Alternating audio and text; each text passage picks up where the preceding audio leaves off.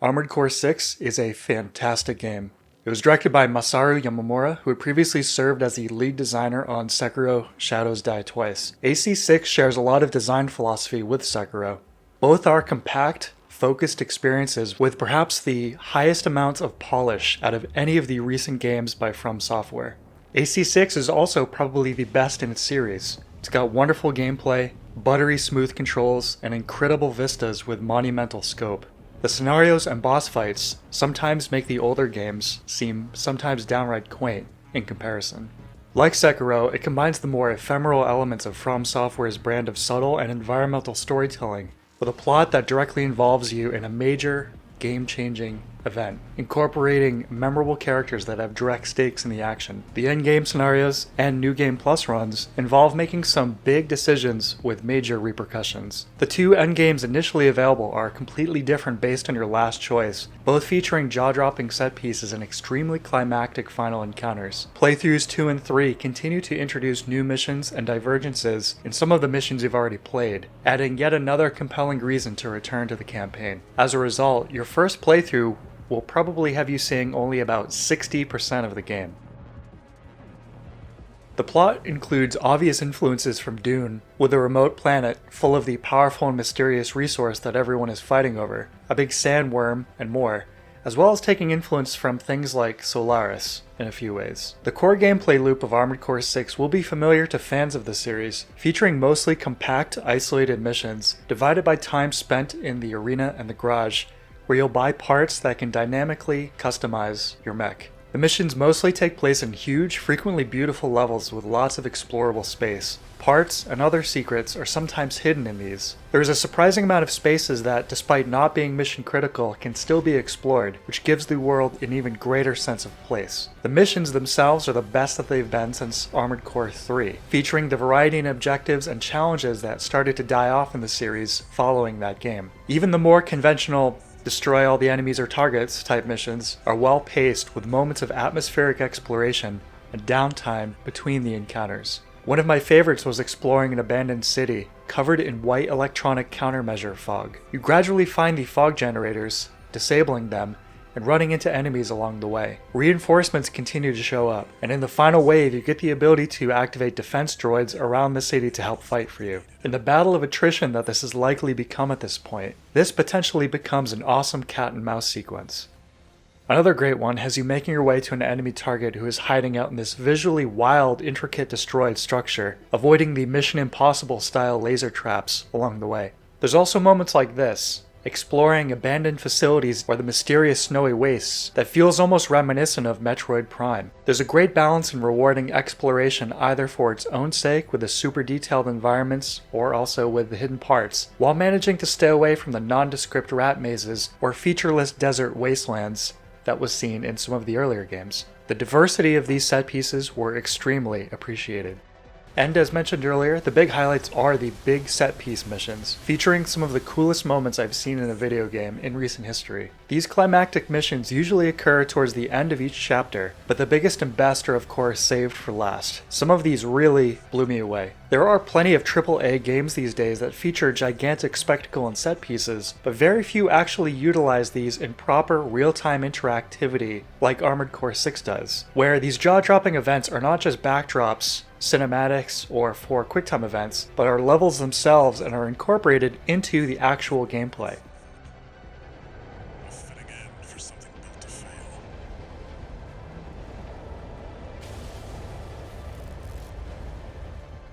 Most of the game's mechanics specifically feels like the AC3 generation, but with much smoother controls and of course new mechanics. In my AC5 review, I discussed a want for a more functional diversity in the weapon selection in these games, and that's exactly what's been delivered here. The weapon types are separated into kinetic, energy, and explosive, but without the excessively arbitrary defense mechanics of that game. Here, how the weapons themselves operate is the major difference. Some weapons are fully automatic, some are semi-automatic, requiring a manual trigger pull on your controller for each shot. Some have to be reloaded. Some require you to watch an overheating meter. Some are good at staggering enemies but are otherwise weak in terms of raw DPS, and some are great at DPS but fail to do much stagger, providing reasons to layer your loadout. You have to stop to fire charge shots and rocket launchers on bipedal legs. This also applies in the air for some reason, which looks a little weird as your AC defies gravity for a second as it releases the shot. I can understand why it's like this for balancing purposes, but I do wonder if there could have been a better solution. These moments sometimes made me miss the more physics-based movement of the AC4 and 5 generations. Here it's more like the AC is switching between different states. The AC4 generation was particularly dynamic with its physics engine and the way the AC is handled in that game. The way velocity was handled in AC6 is a little bit more static, with quick boost speeds immediately reverting to regular boost speeds after their completion. In AC4 Answer, you can see my speed is maintained before decaying. In Verdict Day, the quick booster also doesn't have that level of AC4 dynamicism, but the momentum in the air is maintained if regular boosters are deactivated. I do miss those aspects of interesting physics, but AC6 is so smooth and tight to play that it's just as nice in a different way. Stagger is the other massive difference between AC6 and any of the older games. Similar to Sekiro, you and every opponent have a stagger bar that, when filled, will result in a temporary stun of the enemy and an increase in their damage taken. This, in tandem with the bosses, are clearly influenced by From Software's other recent games, and are probably going to be the most divisive gameplay elements found here amongst fans of the older games. The health bars of the bosses can be technically chipped away at without worrying about the stagger bar, just like you could do in Sekiro, but doing so will be a tediously extended experience. The goal, just like it was in that game, is to remain aggressive and break the enemy's stagger in order to do massive damage. The stagger system conceptually feels a little at odds with big metal robots getting stunned versus the implementation in Sekiro, which had humans running out of stamina to continue blocking, but regardless, the end result are bosses that are as thrilling and as challenging as we've come to expect from this developer, with some of their most enjoyable encounters ever. The inherent dynamics of the wildly different builds you can put together at a moment's notice is a bit of a double-edged sword from a design perspective. This means that each encounter needs to be beatable no matter what the player has assembled. This is significantly more challenging than designing bosses around a unified gameplay approach like in Sekiro, but the designers have somehow managed to pull it off, with extremely fun bosses that can play out very differently based on the kind of build that you're bringing to the table. The fact that your AC can fly means that From Software gets to do huge bosses that don't just involve smacking them in the foot, and the three-dimensionality of these fights make them very dynamic, as attacking them from different angles can yield different attack patterns from them, and possibilities for the player. Additionally, your AC is no longer powerless like in the older games if you manage to run out of ammo, with a kick available at all times, as well as being able to punch with either arm if it's not currently carrying a weapon. The melee attacks generally feel better than the older games as well, with several very functionally different choices available, each with great animation and reliable built-in tracking to compensate for the speed of the average encounter. The other big change is the inclusion of a conventional lock-on system. This can be toggled on or off at any time during gameplay.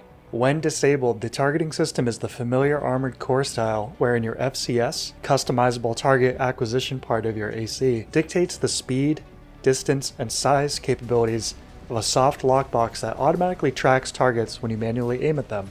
When the target assist, or hard lock, is enabled, the camera and your AC will automatically turn to continue aiming at your target, with overall performance still being influenced by the stats of the FCS. This is kind of a double-edged sword because your weapon accuracy is decreased while using it, and it will always track targets slower than if you were manually aiming. I generally only used it during some of the 1v1 boss battles. The test mode for checking out your build before bringing it into real combat is basically perfect. You can choose from a variety of opponents, enable or disable their AI, but best of all, immediately switch parts in your build. The equipment menu opens and closes with no load screens, allowing you to immediately check the differences between parts while still having that muscle memory to compare to of what you had a second ago. Additionally, entering test mode is just a button press away while in the equipment screen. Finally, the assembly menus, either to switch parts or load entirely different builds, are always directly available on every immediate pre-action menu screen. The streamlining here is genuinely well considered and user-friendly. There are undoubtedly some concessions made to make the game more accessible to a wider audience. You now have 3 repair kits per mission. These heal a big chunk of AP, basically your health in these games, instantaneously, with no startup or recovery frames. The only time they can't be used is when you're executing a heavy attack or if you're staggered. I didn't mind this, but I do wish that the execution was a little bit more visually developed to make sense in universe. Like, perhaps, having a little satellite fly out of the core of your AC and maybe repair spots of visible battle damage over a few seconds. Designated checkpoints and the associated opportunity to reconfigure your build returns from AC5. This can feel a little bit video gamey, but I'm okay with this considering how much better executed it is versus AC5's campaign. Like in that game, the in-game explanation for this is a mobile supply unit flying in like a gigantic refrigerator. There are still several missions that have no checkpoints and require you to start from the beginning of each attempt, however. I would also argue that this difficulty mitigation is balanced by how much harder the bosses are versus anything else in the game. Mowing down your standard enemies is the familiar mech power fantasy of the previous games, but the bosses are certainly reminiscent of the design philosophy of Souls and Sekiro. I never got the feeling that they were pushing up against the limits of the average build's movement capabilities as I was beginning to feel in, say, Elden Ring. In contrast, like Sekiro, AC6's bosses are initially daunting and seemingly insurmountable before something clicks and you become proficient enough to destroy them in under 60 seconds. The arena is of course present, and playing through it is encouraged by unlocking OS parts, which are basically just straight up net upgrades for your AC. The arena mode here takes place in a simulated virtual environment. Opponents are characters from the storyline and general world of the game and given backstory, but they have no dialogue or otherwise personifying elements before the fight, unlike AC5 and Verdict Day, with a couple of exceptions. Completion of the arena is also mandatory to unlock the third ending of the game. The OS parts I mentioned a minute ago are perhaps not as fleshed out as they could be. Some are so viable that they are essentially no-brainers. Others are less interesting gradual percentage increases of damage types. In what may be a design oversight, OS tuning setups are not saved to unique ACs, which basically means reconfiguring them every time you switch builds, until you reach a point where you've purchased every OS upgrade.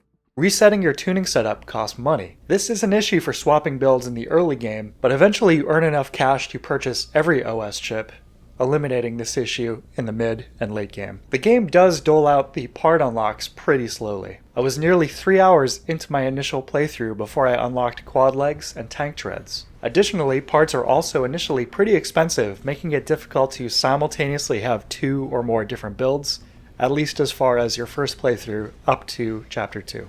Armored Core 6 is easily From Software's best PC port yet. It is surprisingly well optimized. It's the first of their games to support up to a 120Hz refresh rate. I played the game at 1440p and 120 FPS. This looks and feels wonderful, and is appropriate considering the high-speed gameplay. It's also the first of their games with ultra-wide monitor support, allowing arbitrary aspect ratios for you guys with ridiculously wide monitors out there. Mouse and keyboard support here feels great too. It even natively displayed PlayStation button prompts for my DualShock 4. I know that this is basic, but this is a From Software PC port that we're talking about. Visually, the game is fantastic looking, with a huge jump in detail from Verdict Day representing 10 years of technical and artistic development. The titular planet Rubicon 3 itself largely consists of frozen wastes, but the man-made structures are beautifully and intricately rendered. The relentless pursuit of resources and overwhelming exploitation of the planet by the corporations is communicated not just in the story's direct events and dialogue, but in its visuals as well. Looking skyward on nearly every map featuring corporate infrastructure, we can see scaffolding and other evidence of endless development. The overall atmosphere is fantastic and conveys an amazing sense of place and purpose, the same way their last decade of games have done, in a fresh and richly realized sci-fi setting. Like Elden Ring and Sekiro before it, AC6 also sees FromSoft getting away from the more monochromatic look of their games from the early 2010s and indulging in more colorful and intensely saturated palettes. AC6's soundtrack was primarily handled by Kota Hoshino, series regular, with additional contributions by Takashi Onodera and Shoei Miyazawa. The overall direction of the music is massively influenced by 80s sci-fi films like Vangelis' work on Blade Runner and Brad Fiddel's work on The Terminator.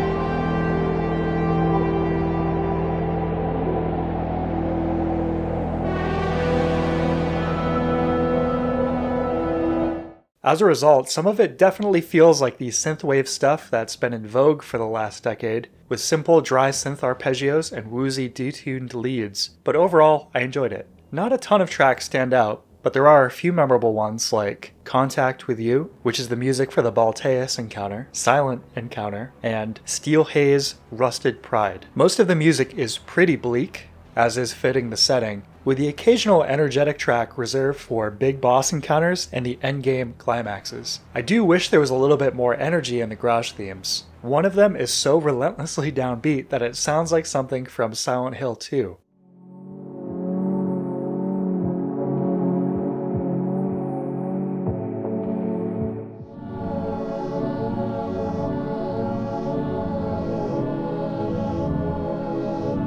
It's about as far as it gets from something like Shape Memory Alloys from the PS1 games.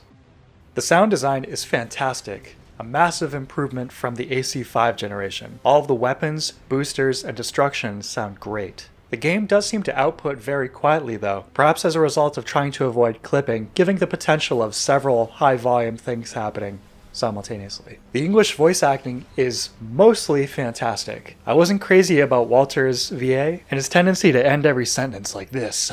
Once something's alive, it doesn't die easy. 621. Story time's over. It's time for work. Kind of sounds like he's trying to either be Solid Snake or sell me a pickup truck. He was played by Patrick Sates, who had previously voiced the GA America representative in Armored Core 4 Answer, with basically the same approach. Here's your mission. The client is GA America. The objective is the Interior Union Force based at the Mimir Naval Port. And this may be a hot take, but I really disliked Michigan's voice acting. I understand the intention of him sounding like the epitome of the macho American military guy stereotype, but some of his delivery was pretty hard to listen to, almost like Saturday morning cartoon type stuff. You've ruined our little field trip, Walter. I'll be billing you for tuition fees too. I think some of this could fall at the feet of the voice direction, like emphasis being placed on the wrong words, etc. Otherwise, the voice acting is great. In particular, I could listen to Cinder Carla all day. The multiplayer in AC6 is also really fun, especially 1v1s, for all the same reasons the rest of the game is, but with the element of finding someone you can go toe-to-toe with and switching your builds every round to counter them, it's great. It is a bit weird that there's no built-in matchmaking, but it's not hard to create or join rooms that others are hosting. Overall, it is pretty bare bones, and I do hope to see a bigger variety in game modes other than just solo and team deathmatch if we get a direct expansion to this game, which is probably very likely. Finally, here are some random thoughts, observations, and nitpicks before I conclude. Arbitrary out-of-bounds markers can sometimes appear during certain fights, and in some cases prevent you from moving back into where you just were a second ago, which prevents you from maybe utilizing cover and whatnot. Fortunately, level barriers usually just stop you instead of warning you and then letting you die if you cross them, like the older games. There have been plenty of patches since the release of the game, but I still think the longer range weapons need some buffs. The Ice Worm reuses animation from the Karthus Sandworm from Dark Souls 3.